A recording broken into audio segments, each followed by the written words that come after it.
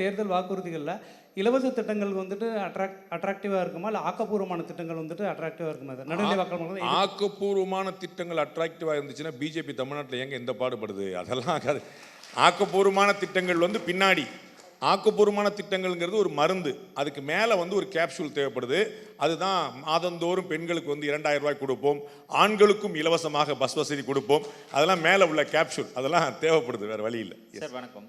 இப்போது இந்த பார்லிமெண்ட்டில் இருக்க எதிர்கட்சி தலைவராக இருக்க ராகுல் எதுக்கெடுத்தாலுமே மோடி ஏதாவது ஒன்று நல்லது பண்ணணும்னு வந்தாலே அதை வெளியில் வந்து ப்ரெஸ் கிட்ட தப்பான விதமாக ப்ரொஜெக்ட் பண்ணுறது, இந்த மாதிரியான விஷயங்கள் தொடர்ந்து பண்ணிகிட்டே இருக்காரு. இதனால் அவருக்கு பப்ளிக் கிட்ட வேணால் நல்ல மீடியா கிட்ட கவரேஜ் கிடைக்குது, ஆனால் பப்ளிக் அவரை டெய்லி ஜோக்கராகவே பார்க்குறாங்க.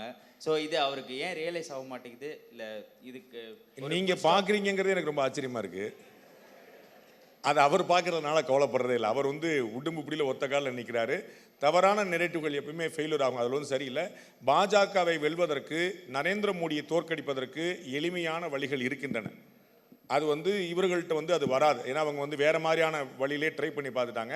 அது அவங்களால முடியாது. அவர் திரும்பி வந்து திரு அமித்ஷா அவர்கள் குறிப்பிட்ட போல 13 லான்ச் இல்லை 18 லான்ச் வந்தாலும் that is not going to help them.